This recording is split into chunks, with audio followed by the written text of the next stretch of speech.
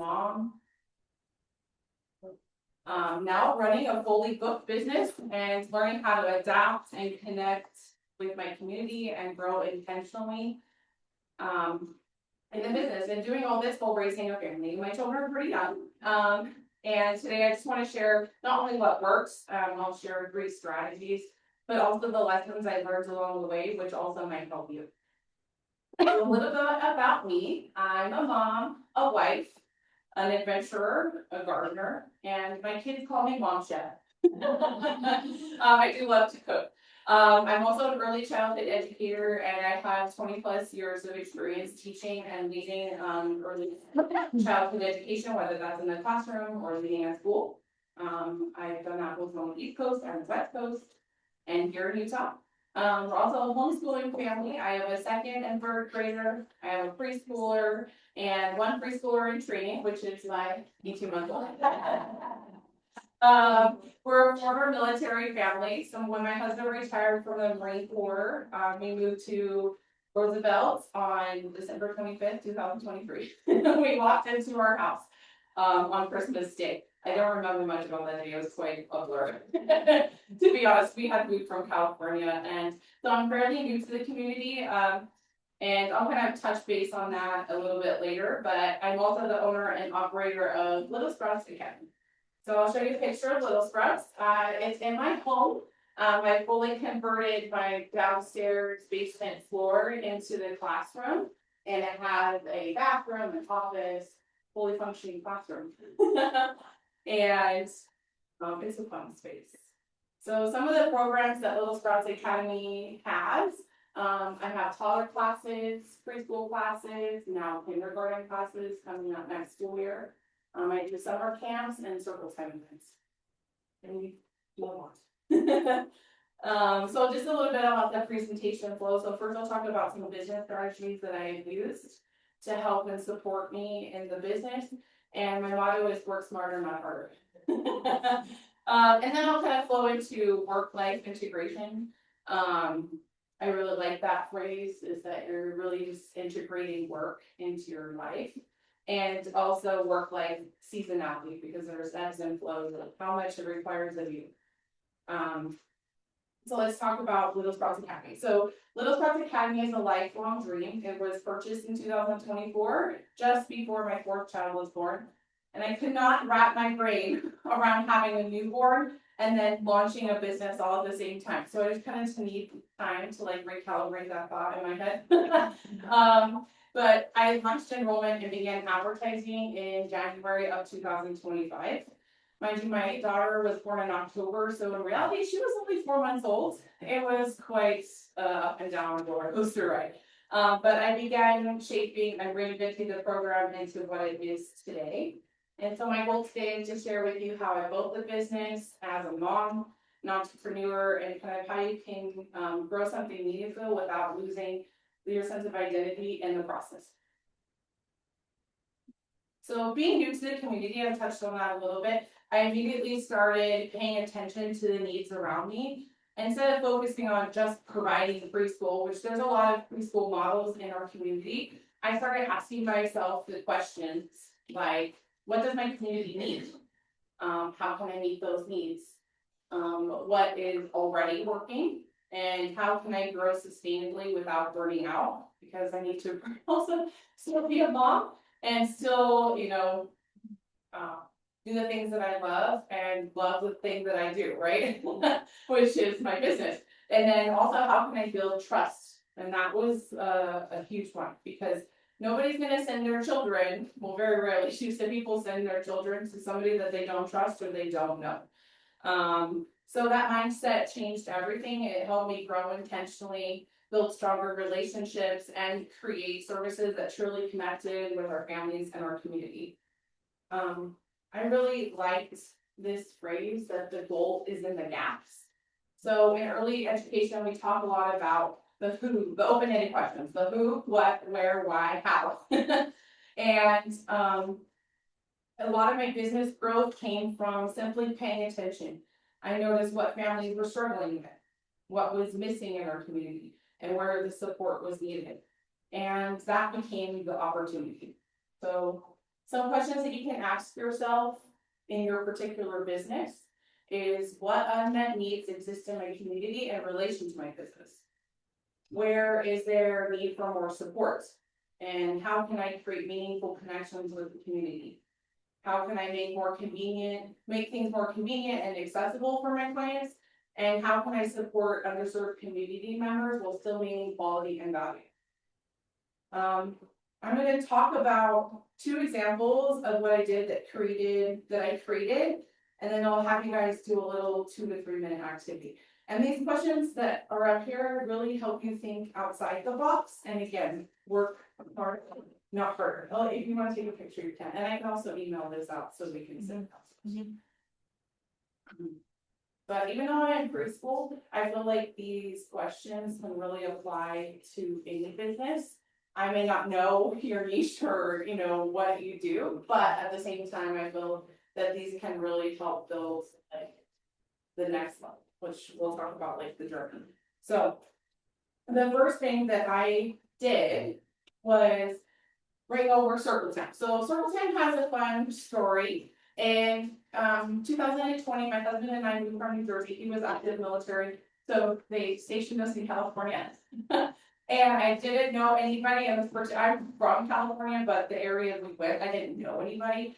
And of course, we're right in the middle of the pandemic. I mean, my kids were very young. I didn't know anybody. They didn't know anybody. And I figured, oh my gosh, like, how are we ever going to make friends? And so I thought, why not? I'm a preschool teacher. I bet you people would come outdoors to sing songs, read books, do fun like movement activities. And so I started promoting it on Facebook, just very, like, it was just a mess. But I just, threw it out there, like, would anybody come to this, And every single time somebody did, because it was free, it was no cost. I mean, the people were wanting to find community. And so, yeah, it grew and grew until we moved out of California and actually handed it over to somebody. And now the Facebook group that I started has like something like 800 members. Like, incredible. So I've had ideas of what to do with Little Sprouts Academy or with Circle Time, but I recently rebranded it, and this is the logo. But the free Circle Time events, I brought that over to my business, and it's hosted at public locations like the library and the park. And it really gives, as like a business model, it gives a free view into my teaching style and approach. Builds trust and rapport in a very relaxed environment. And there's so much networking opportunity. I mean, you just saw me right now. You and I met at Circle Time out here. Out here. And it offers families a quality early education experience at no cost. So, I mean, maybe families that are not able to afford preschool, they can still experience a quality early education experience for their children with like no, investment. And then it creates the quality or community connection. And on top of that, integrating our life from my work, my children are often part of these Circle Time events. So as this is something I created that was free, but you can ask yourself, what free or low cost experience could you provide to your clientele that would build rapport, build trust in the service that you provide, even if it's as a business or as an individual. And you can write it down. That would be good. Just something to like think about. So this is the Circle Time event. That's actually literally right up there. There's my kid right there. And yeah, the kids are there. There's one. There's another one over there. So yeah, I just loved it because it really allowed me to. My kids not only are building friendships, but I'm making connections with community, and some of my OG clientele were created from these Circle Time events. The next, let me grab something really fast.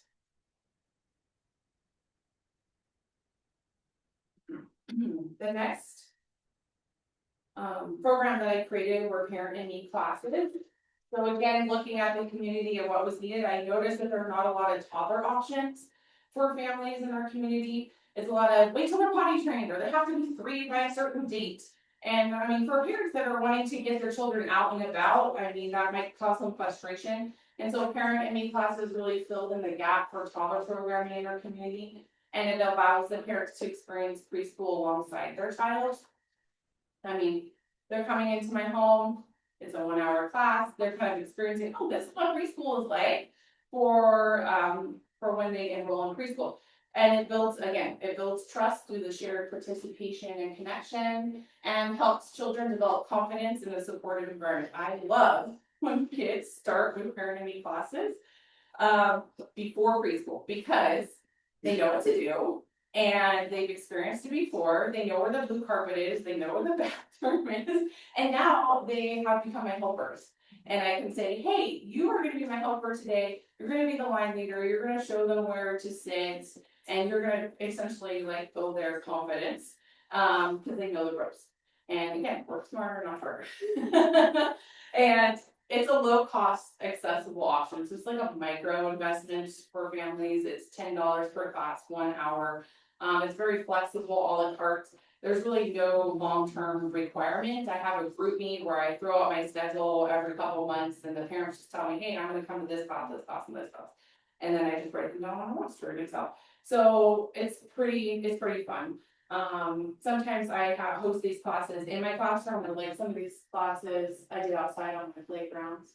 So the parents here, so there's some water and colored water they have a class. The cool thing is that I want to say like 90% of my toddler class participants enrolled in preschool. So that was huge. So this is an audience activity. So amongst yourself, it's called finding the gap. So ask yourself what need is underserved. So for me, the underserved was quality education experiences for free and toddler classes. What can I provide for free or low cost that would help me in the long run? And how can I create meaningful connections with the community? And what already works well in my business? And what can I do to make it better? So I'll just set a timer for 2 to 3 minutes. And then you could talk to your friend next to you, or you can write it down, what the need, frustration, gap you consistently notice in your community. And sometimes the best business ideas are already in front of us. They just need a little tweak. So, all right, I'll go ahead and set it for 3 minutes if you guys want to write it down. Or if you have a question. His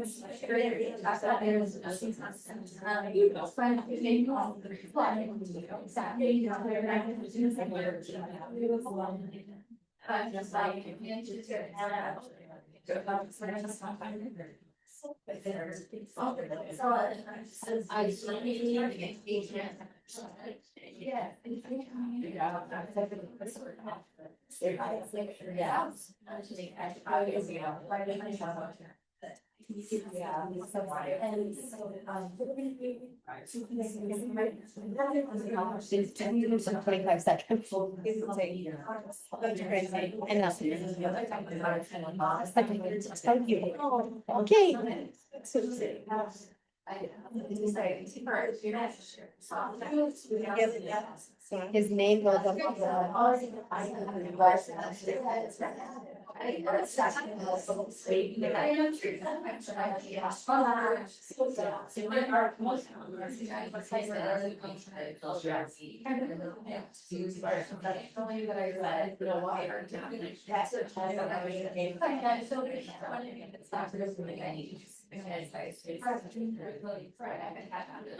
Yeah, I'm starting to make that this not aspirate in there. I don't see the adults and find masters. I like. Right, they go past me. So. Can be organized. Yeah, I think it created on that, like, they're just, going to hard to hear the side art, like it's soft tile, but it's. Yeah. So it's just so like. Yeah, give me like, my or something, and that sounds good.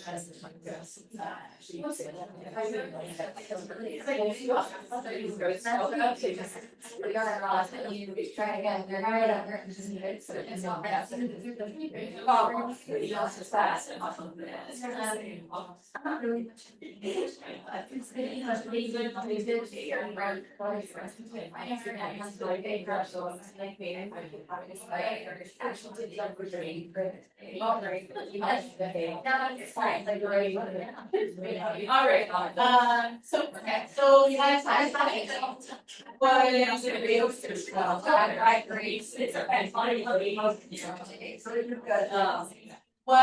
after you guys can talk, what, does anybody wanna share maybe an idea?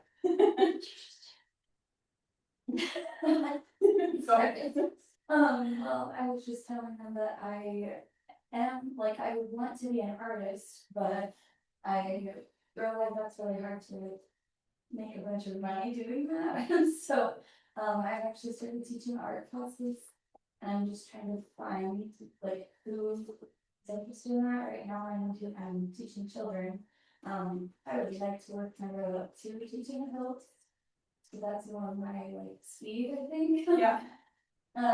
But I do, like, I don't know, just. I think this is a good example of what she's asking, like, what ways to connect with the community you already have going. Yeah, so I'm teaching, a fiber art camp actually at the Women's Learning Center. This is. It's really. It's the way of the game here. I also actually, part of the alliance, the Arts Alliance, here in Roseville, and so we plan a bunch of free arts experiences every month, at the library. So that's another way that I'm getting involved, and like I do teach some of those classes, but they do want to reach out to different teachers, so I can't teach every class unfortunately, but I do, but No, it's a good idea, it's really good, because I see like there's actually, what I'll talk about next is kind of funneling. And how to bring it from like the free event to now, like, they're slowly making larger investments, and then you're gaining the retention. So yes, let's talk about this. It's actually my next step, so building a funnel, so creating the next natural step. And so. Okay, here we go. So this is what I like to call the Little Sprouts Academy journey. So first, this is the fun. So the circle time is the entry level. Toddler classes is the micro commitment. I mean, you're $10, but it's very, very easy. 1 hour. They're getting experience, you're building the trust. Preschool, maximum commitment. Doesn't for an entire school year. That they're committing, right? And then this next school year, I presented the idea of kindergarten classes as a supplement for homeschool and kindergarten, or for children that maybe they know their letters, they know their alphabet, they know all the things, and they just need an extra challenge before they go to kindergarten for maybe a little bit of a longer time before they're thrown into all-day kindergarten. And so I proposed this idea of kindergarten, and I immediately filled with 90% of already students. I only enrolled one kid outside of, I can't even advertise this because it's already full. And so there's like no point, I don't want to disappoint people. So yeah, like it immediately filled up, and then the next commitment is summer camps. I advertise this to my family already. And so that's the retention. So kindergarten and summer camps are retention, and then you repeat. with the siblings and the referrals that they're provided to you, and it's just like this cycle that you go through. So, the free events, I mean, if we're talking about it for like education, but I guess it could be for any potential, even art classes, is that the free events, like the ones that you were talking about, there's no financial risk, it's zero, like, very low emotional risk. And then, as you're continuing down the cycle, you're winning families at the toddler stage. So maybe, something a little bit more of a commitment they could do. Maybe it's like a 30-minute class, right? That you're offering just the very basics, right? And then they're like, no, I really want to do this longer. And now we're going into the preschool, which is the longer commitment and cost over time. And as the children are growing, it's matching the child's development. So that funnel mirrors the child's natural growth. And every upgrade feels like the necessary age appropriate milestone rather than trying to make a sales pitch. Like, that's literally what I did. I just gave, hey, we're already done with preschool. So the next logical step would be to go into kindergarten. And it worked. So, and then it also creates the peer community. So if they start from the toddlers, the little or in circle time events, they're still continuing to go to these free events. And maybe now it's kind of like tapered down. But the preschool classes, the kindergarten classes, and now the summer camps, they're kind of staying with the same peers. And that really builds the social and the school family network. And so that's the journey. So the next activity that I have is like just journey mapping. So just take some time, maybe like 2 minutes, and thinking about your own business. What brings people to you first? And what additional support might those people need a little bit later? What will be the next logical step? What would naturally come next?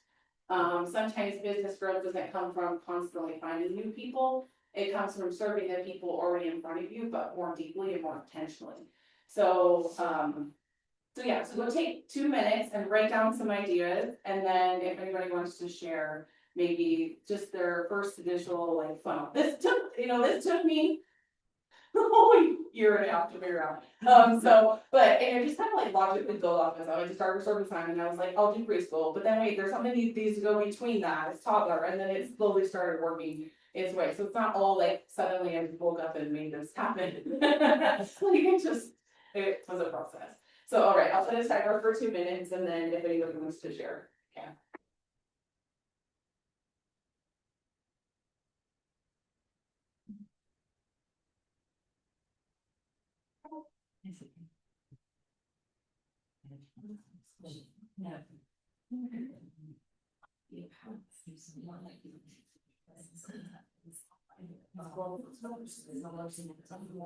Small business, remote.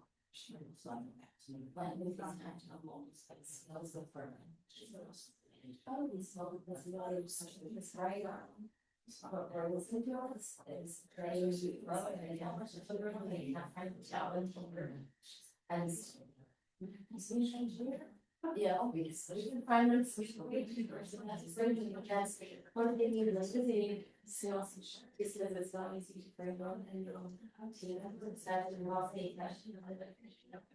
and so then I'm going to be happy to so I have really question how I'm going to what can make cost I understand that is not so that I can trust well now I see this there and so we see that's so which is not exactly that's not first do you have the name but you have so she's since I really help her yeah just very good one more team member she's not really she jumps so it helps her and you ask her to right and she was one of the only such they needed one so there was pretty part so that We want to just, I don't know, just not actually. So then we ended up with my zoning, well, it's kind of a week, but basically these kids, they're just started out here, and I'm like, so most meetings that she's already here to go about. But she had there's more people, and we were like, so much. Okay, does anybody want to share maybe one of their business journey ideas? And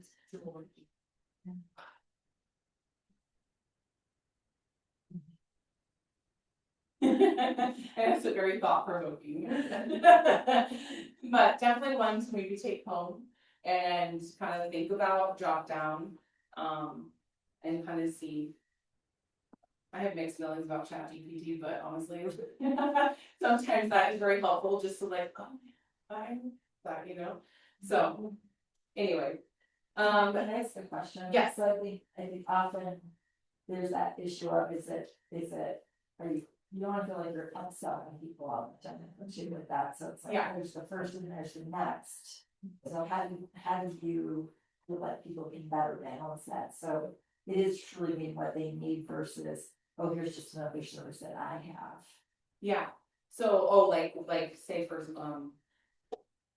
so if you're saying like, you have a service that you already provide, and you're like, oh, but this. But you could also do this, yes. Yeah. I think I like that question about is, how can you serve that more deeply as opposed to just like, how can I generate more revenue? Right, I mean, ultimately, it is Yeah. that. Yeah, but this is that service component Yes, versus that. exactly, and so a lot of times, so when I was giving tours for preschools, when I was working in these larger, like, name brand companies.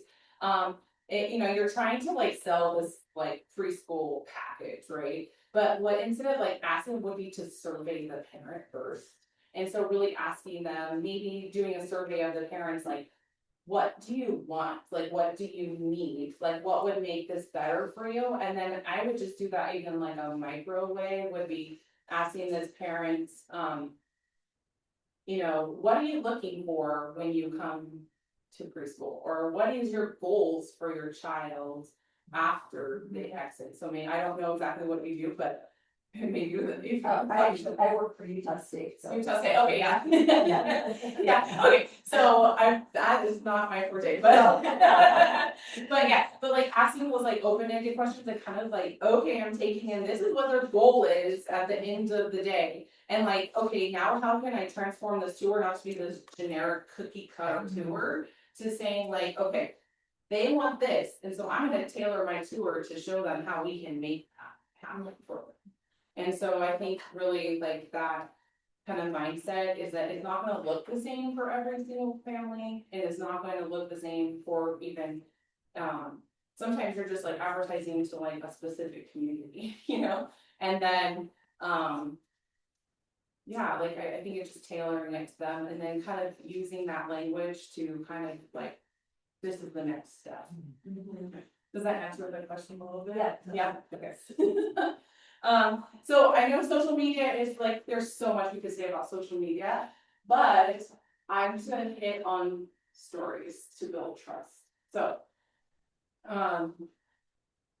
something I noticed, so you'll hear me say that a lot, I noticed, is that there's not a lot of preschools in our area, if any really, I haven't seen, that consistently show the experience of preschool and the behind the scenes of what we do or what we're doing in class. So, I know you do, Angel, like I've seen a couple. Only because I've been following your example for the last 6 months. I've seen it like go up a lot. I'm like, I'm not feeling how the doing. Yeah, you know what, when you're working with children, like a lot of them, I have a very explicit like, social media waiver, and so I know what kids, like, I'm just gonna tell them, like, this is what we're gonna be saying, I have the legal, like, right to take pictures of your photo, or of your children, because I've asked, and they've signed off on it. Another thing that I've told, a couple of your teachers is like, just take more pictures of their hands doing an activity, it doesn't need to be their face. So that's just head. Yes. Yeah, exactly, so I show the messy moments, the playful moments, the behind the scenes, and it gives a glimpse into the preschool. It tells a story about our day. and it's not perfect. Social media stories really have become my number one biggest driving force behind my business. And a lot of parents that I've talked to, they're like, oh my gosh, I know those Sparks Academy because they're constantly posting on their stories and I see what they're doing. So again, for the art classes, it's huge, like showing what you're doing and giving that direct like experience, because it's, oh yeah, I have this beautiful flyer, right? But it doesn't give like that personalization to it and where they can see their child doing it, or, you know, have that like, hey, I have this personal experience already without actually experiencing it, you know, without like actually showing. So maybe you could do something where you're like doing art and then you just like show the process of it. Like, and this is what we're gonna do, show me what it looks like to use textiles, right? Or yeah. Like fiber art. Yeah, like maybe you should do like weaving or something like that, and like, this is an example of a project that we're gonna be doing. Like, and then they can see, oh, my kids are gonna be doing that. Since she's been posting her class doubled, her summer camp doubled in size, like it's been really working for her. Yeah, that's awesome. So over time, people are not just connecting with the service, they are connecting with me. They're connecting with Little Sprouts Academy and they're saying, I wanna be a part of this, or I want my child to be a part of that. So creating those visual experiences that clients want to be a part of our business. This is a graduation we had last year. And I feel like after I posted this picture, just, you know, it's not perfect, I have like my chicken coops are in the background. And all of these, but you know, they're like, oh my word, look at how many people are there, like supporting this, all these kids and like all these families, and it's just a fun event to get together. It humanizes the brand, it helps people get to know me, it builds trust and relationships. It shows, for me as an educator, it shows the curriculum in action.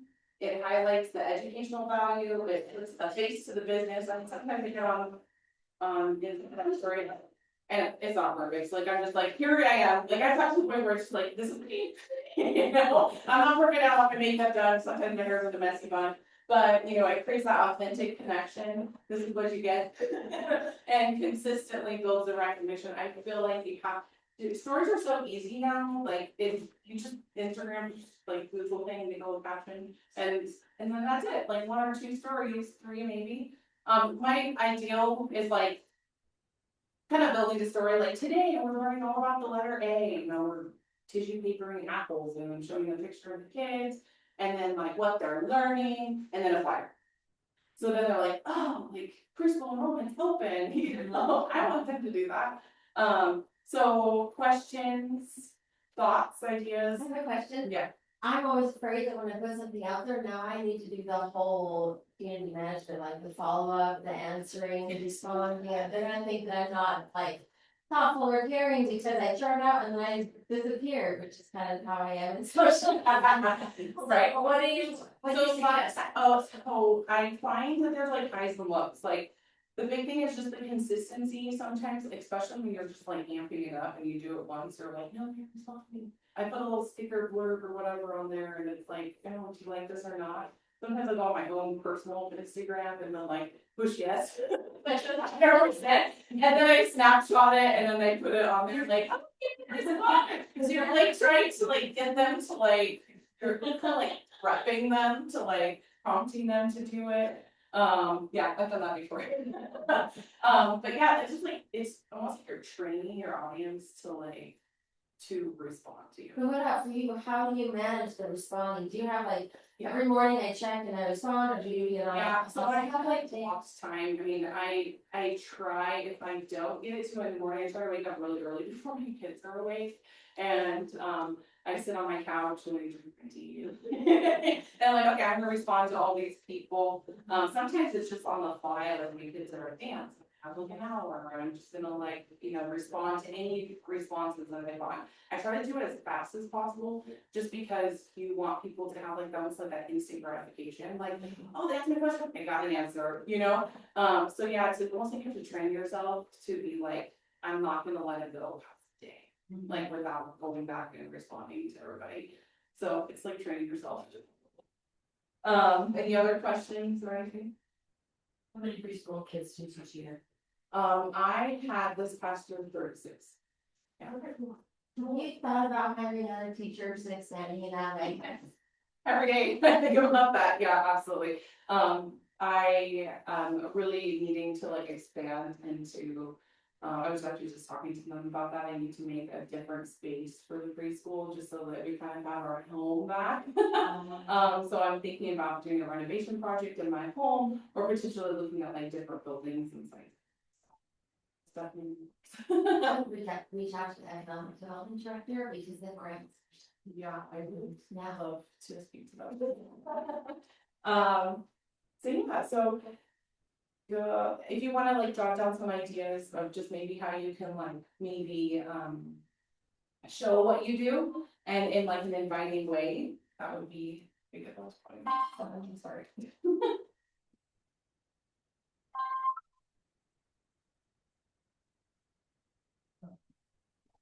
All right, and then the next thing, okay, so now it's kind of like 3 strategies, so, free events that like answer community or low cost events that kind of answer, the needs for the community.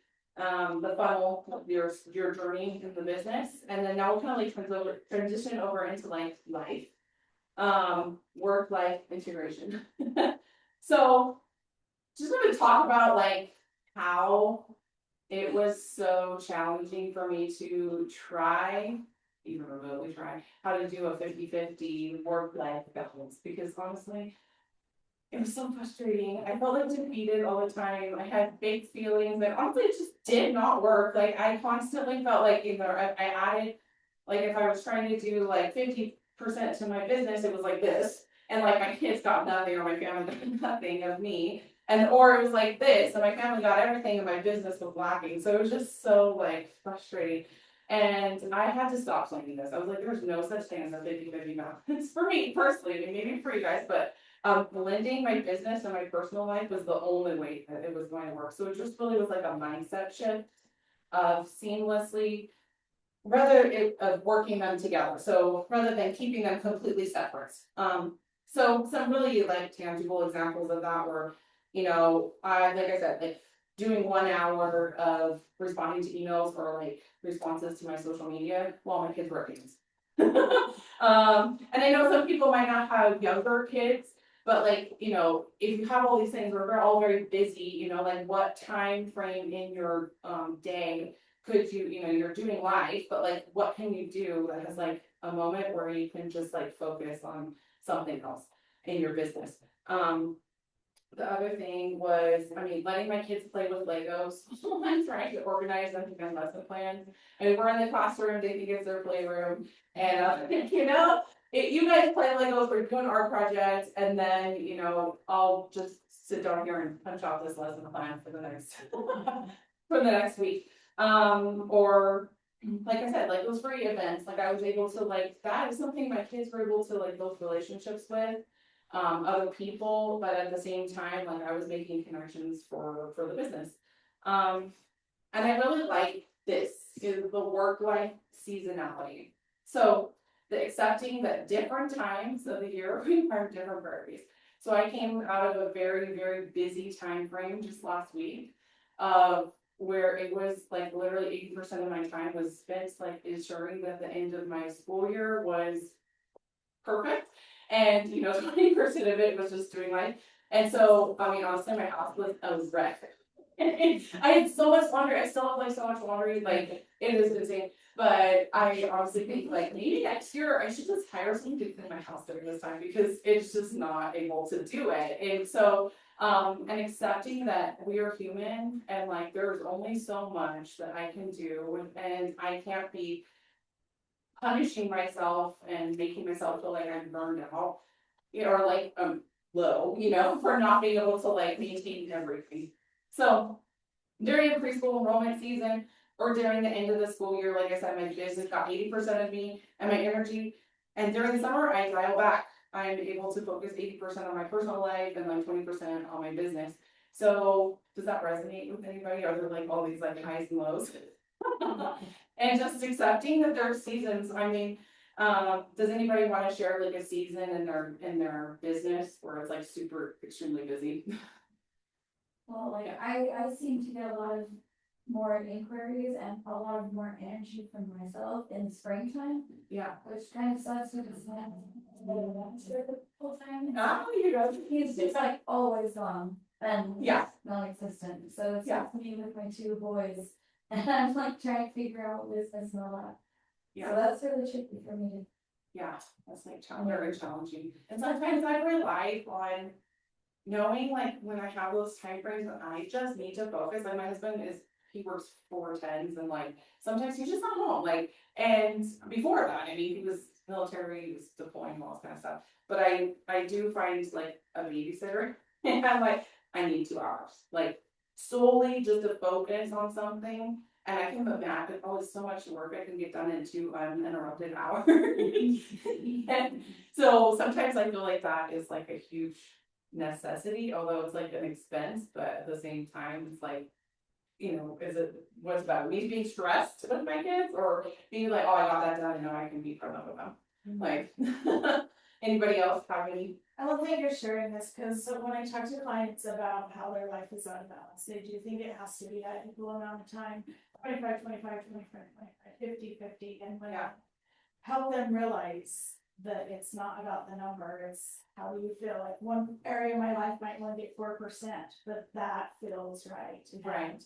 And then how that like out of balance in our life shows up in our body and like just. Yeah, so I love that you're sharing that. Yeah, thank you, thank you. Yeah, it's just, I figured like, if I'm not stressed and I can be present with my children and my family and not like,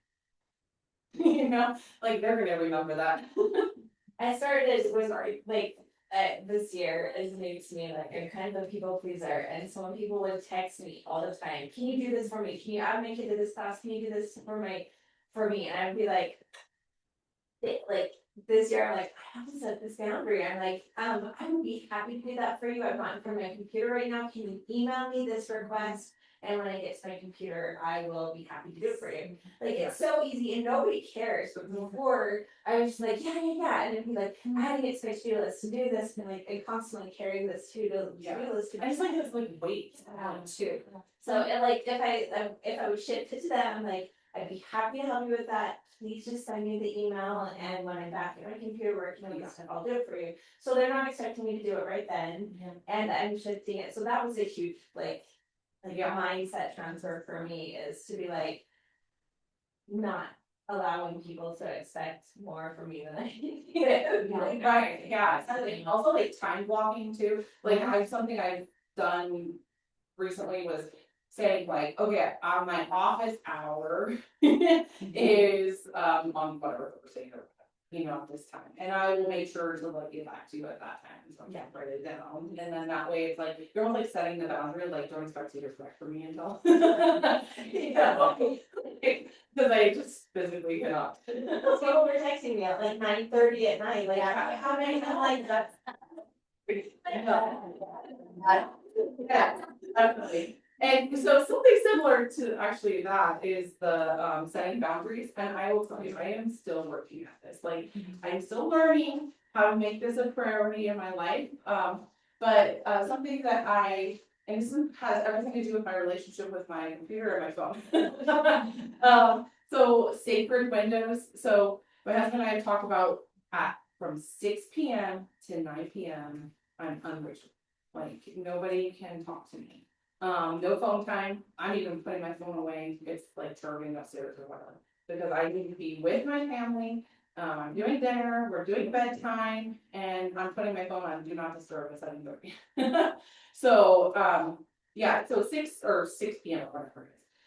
And then also something that I'm working on, I'm not perfect, but a digital Sabbath, saying no phone, no social media on Sundays. Like I'm just not going to be even present, not be staring at that, because my kids, my family needs me, and we need to do family time on Sunday. And so like that's not a distraction. And something that was really like, my kids are getting a little bit older, they're like eight now. And so my daughter, it was like hurtful, but she said she wrote this, but also like realizing like, like she wrote this whole like journal entry about mom, I hate phones, mom. And like, oh my god. And so that like really started making me think of like, I need to set these boundaries, so my kids even know, like, hey, mom's off at home from 6 to 9, and on Sundays it's family day. And like, then I have work, you know, my phone's open from like 8 to 6 or something like that. And so that, so they know that, they're all kind of aware of what the boundaries are. As far as like family operations, I know like it's so busy. Especially like at the end of the year, I know, like, I heard this thing, it was like mayhem, like mayhem, like, it's so true. Like, there's so many things going on, not just, I mean, I'm homeschool family mom too. And so like, there's just, the kids have so many things going on, and on top of that, preschool. But I use a calendar, a little, I like writing things down, it's almost like my mind dump. Like, I throw everything onto this calendar, and sometimes I sit down and just do it for a whole month. And just a little calendar by week, and it has like what little boxes for each day, and I write all of our events for the day. And then I also plan out all of our dinners. So I know, hey, we're having chicken and rice, and don't forget to put chicken out in the morning, you know, so that it can thaw. But that really helps me plan my dinner meals, like, because I hate when at the end of the day, I'm so busy and I'm so tired. Like, I don't even know what's for dinner tonight, and I didn't think about it, I didn't think take anything out to thaw. And now we're eating pizza. And I just wanna prioritize being healthy, and so how do I do that, you know? So I plan the meals, and then after that, I make our Walmart order on Sunday. And I have it delivered, delivery is goals, like, it saves you so much time, like, I don't need to be going to Stewart's in the middle of my week, like, trying to like pick up these things, like the practical things, so I just do it all at once. And then when something comes up, I also put it in my phone calendar, and so I try to be a team with my husband. And all events, like every single thing, it honestly mimics the handwritten one that's put on my calendar, on my fridge. It mimics it, but it's also digital. And then I invite my husband to every single thing. So that way, or he does the same for me. So when we look at our day, we know exactly what's going on for each one of us. And that kind of helps us feel like we're on the same page. And I also try to have a weekly meeting with them on Sunday. It doesn't have to be like, hey, we're having a meeting, but like, hey, I just want to talk to you about like our week. And then we kind of like talk about the weeks ahead and what's going to be like a tricky thing, and like how can we plan this day. Like a couple of weeks or 2 weeks ago on Monday, we felt like 8 things going on. I was like, this is like, how are we gonna do this, you know? So, but we did it, we managed it, and we were very successful in getting it done. But I mean, are those some like practical things that, do you guys have any practical things that you guys do like that? Or can you use those ideas? So just 2 more things, but day-to-day life prioritizing, I talked about blocking. I block like 1 hour just to clean my house, like, and I focus on like a certain thing, like every day, like today's the bathrooms, Tuesday's the bedrooms, Wednesday's vacuuming the carpet, and I'm like, this is my hour. I'm gonna get it done, and if my house still looks like a mess afterwards, it's okay. Like, I did do, what did I do? I did do the laundry. I try to put 1 load in a day, and I do 20 minutes of hanging up clothes. That way they're not all over the floor. Sometimes it's not always perfect, but Walmart pickup, huge Walmart delivery. And then I have thought next year about hiring somebody to deep clean my house 1 or 2 times a month, just because that will again take the stress off of me thinking, oh my gosh, I didn't clean under my sofa or whatever, you know? And then prioritizing your interests and your hobbies. I mean, you're a business owner, we have a life, we have so many things, but also, like, we also need to prioritize who we are as an individual. That prevents the burnout, and like helping you to reclaim your identity, not just business owner or mom. It helps you become creative. It helps you gain a sense of control in your life, thinking like, I mean, I love gardening, so like we're coming into that time frame, and I'm just this is so great, you know? And like, this is why I'm a gardener, I love to be outside, I get to be with my horses and like all those things. So my question to you is like, what's one hobby that you used to love that you've completely like let go? And like, how can you pick it up again? Like, what would be something that you could, you know, prioritize this summer, even if it's just like 20 minutes one day a week? That would give you joy, you know? But yeah, that, and then does anybody have any questions, comments about anything that I spoke on today? I just want you to be my teacher. Oh. It's so fun. Thank you so much. I appreciate that, but. I love that, Yeah. calendar book again, sure, because I was like, I needed to be back in that old school, because the visual, like on your phone, it's just, I would feel myself like overwhelmed, because all of a sudden a day would pop up, and I'd be like, I had no idea. Yeah. Things. There's something so wonderful about like writing it down. I don't know if that's just me, but like I love like where I'm like, and then I can write like notes, like parentheses, like don't forget to bring cupcakes this day, you know, like Yeah. yeah. On that mindset, I created myself a daily planner kind of a thing. And over here, I have like a breakdown, and then I have for home, for me, and for work, like my little to-do list. So like I dump everything into the breakdown thing, and then I can sort it out, and that's just my ADD brain eating. That whole practice, but that has been seriously, you know, I do that, I can just dump everything that I'm thinking about, and then like I can just sort it into the categories. And then I'm also like, what's going on for today? I'm like, look at the it's right there for you guys.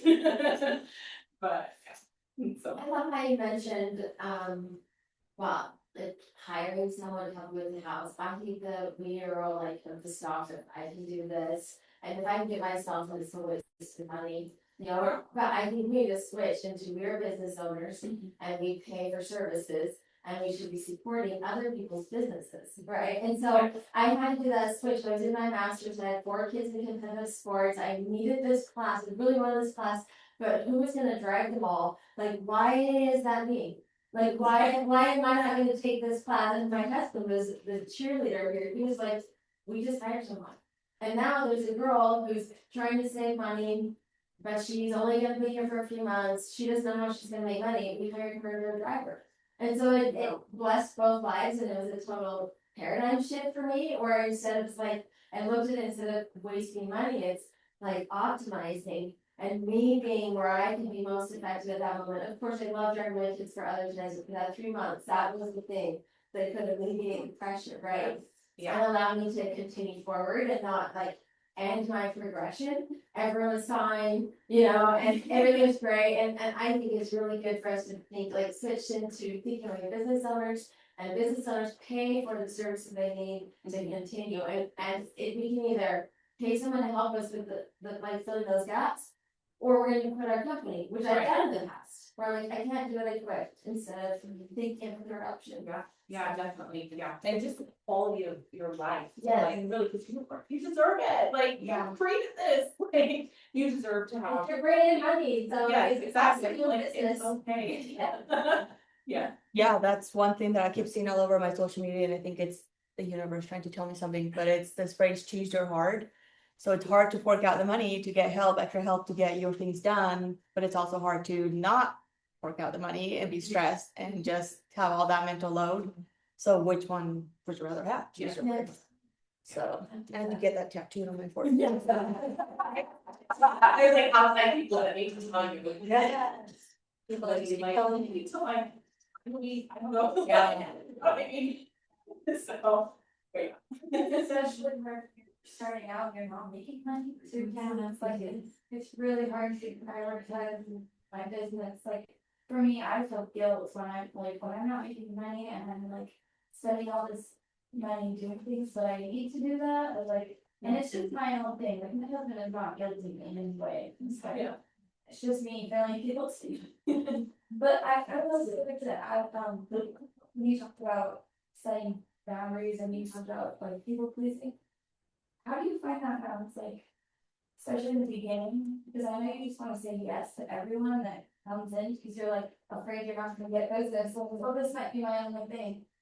And so like, when did you start to like set those boundaries, you know what I mean? When did you find that it was time to start doing that? Yeah, like when it came to like the business and just like rules and stuff, I think that came like from experience. I've seen like good leadership and then not so great leadership, and I've learned from both. And I think like when you set those clear boundaries, like you're setting the expectation for your business and this is how it's gonna run and this is how it's gonna be. And then people just kind of like fall in line. If it doesn't align with them, then they're gonna move on. And if it does, then they'll stay. But they're also gonna, people that do stay are gonna appreciate. She sticks to what she says, you know, and it's not this wishy-washy, like, oh, she said this, but then she's kind of like changing her mind. Like those boundaries and like the business really help, like, people know like you stay consistent. And then, like I said, like with the phone thing, that really came, like when my kids could like tell me, like, you know, but then I also noticed for myself, like, oh man, I'm really edgy with them during this time, but I've also been like super overworked and like not like pouring into myself at all, and so I really need to like take a step back. And I think I do journal a lot too, and so like I'll, you know, it's like 5 to 10 minutes, and I just like brain dump stuff. I'm like, I think I need to like take a step back. So, yeah. I have a thought on that. To speak into the two things you've asked about, my favorite thing, when I feel like I don't have the extra income to hire or do something with somebody else's, I love trades. I love trades, so if you can find somebody to trade with, I recommend doing that. And then as far as boundaries, you asked like, when do you start that? In the very It is so much easier to teach your clients and your customers from the very beginning than re-educating them. So just starting with your boundary now, like. I taught them, I let them, and also I'm like, I created these monsters. I'm like, so now it's fine, I'm done. Do what I can do myself. But it's my saying, email me this, and then we learn. But yeah, from the very beginning is when. And then the other thing I do too is like I look, so I have a whole set of like some stuff like that I hand like my writing. I don't know how applicable this would be for everybody else, but like I do review those every year, and I just like revise on like this day. And then that way, like parents know from the very beginning, these are my expectations. From the very beginning, and you've already read it, and they sign off on it too. So they sign off on the handbook saying that they read it, and so if anything ever happens, they can go. I can go back and well, actually, it wasn't a handbook, and you signed it. You know, so that's just to protect yourself, and you know, it doesn't have to be this lengthy thing. It can just be like one page. You know, these are my expectations for attendance and all that stuff. I feel like most people expect that and respect that more than not having that, Yeah. you know, those expectations up front Yeah. and that consistency. So it'll pay off. Like it's hard in the beginning, but I feel like it'll pay off in the future. Like, there needs to be a lot. Yeah. No, You're really, I mean, you will like the one person. There's always that one person that like cannot accept boundaries or anything, but everybody else will be fine. Yeah. The clients you want, they'll be. That's why I was gonna say, that's the person you want in Yeah. your business with. Right. I think that's a good point, is in the beginning, you're sort of trying to file right now, wide net to see like what the needs are, who's gonna stick. But I think that really soon we have to do the 80-20 rule and think, which is bringing in 80% of my profits for just 20% of the work, instead of 20% of profits for 80% of work, and fire some of your clients, you know, like let them weed out a little bit and put all you're doing is you're putting your energy, so all your marketing dollars, your free events, you just cater all your energy and efforts to that 20% or that the ones that's gonna bring in 80% of your profit or where your part of passion is, right? Like when I started out 3 school years ago, when I did daycare because I just didn't have enough students, and then I was like, all right, after year 1, I had no students, we're done with that. And they're like, please, will you please? And they really needed someone. I was like, no, but I'll recommend someone, you know. But I decided that was 80% work for 20% profit and love and passion, because that wasn't what I set out to do. Yeah. So Yeah. that is an awful process. Yeah. That was also another reason why I was like, I'm Like nobody working, you're not. no, like we're right? just gonna do the 2 hours I train, and then you get to go home and my day is done at 2:30. Yeah, so but